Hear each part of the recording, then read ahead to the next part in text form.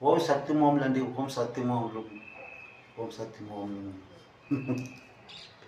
మన పితృ మహానీయులు అంటే మన తల్లిదండ్రులు అందరూ కలిపితే కదా అండి మహనీయులు అంటాం కదండి. అందరికీ అక్కడ సొంతమేనండి. ఇక్కడ వేరే ప్రత్యేకం లేదు, మనకు సొంతమే అందరూ. ఈ కమాల్ మాటలు సొరగుళ్ళు మాటలు. అప్పుడు మీరు ఆ కలియుగంలో జ్ఞానం తెచ్చుకోండి. మీరు చేశారు ఏటి తప్పులు, ఒప్పులు. మరి వెళ్ళొద్దండి ఆ తప్పుల లోపలికి, ఆ పాపం లోపలికి. ఈ ఒప్పుల్లో ఓం సత్యం లోపలికి రండి. సత్యంని మీరు అలవాటు పరచుకోండి. ఆ సత్యం మాట్లాడుతూ ఆ సత్యంలోనే ఆ ఆనందం, స్వర్గలోకం, పరలోకం ఉంది. ఎస్ అండి, ఎస్.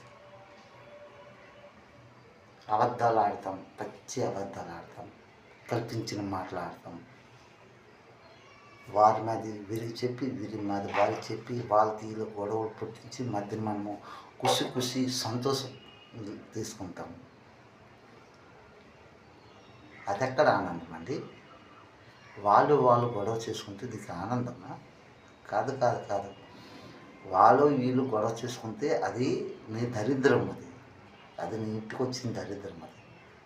ఎస్, అంటే నువ్వు చేసుకుంటే నీకే అక్కడే వస్తుంది అన్నమాట. ఎందుకని? పనులు చెయ్యండి. ఇంట్లో కష్టం ఉంది కదా, మాట్లాడండి మంచిగా. నీ మనసులో ఉన్న మాట చెప్పండి ఎదుటి వాడికి. అతడు మాట కూడా మీరు ఆలోచించండి. ప్రేమించండి మంచిగా.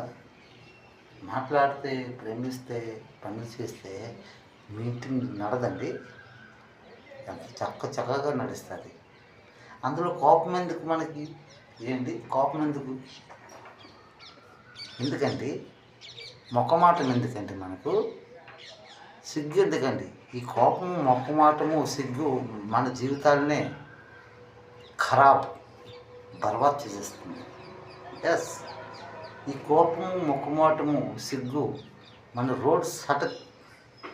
రోడ్ల మీద తెచ్చి చేతిలో చెప్ప కూడా ఇచ్చేస్తుంది. అవునా కదండి? అవన్నీ తీసి మనసు నుంచి పారేయండి. మీరు ఓం సత్యం లోపల రండి. ఓం సత్యం.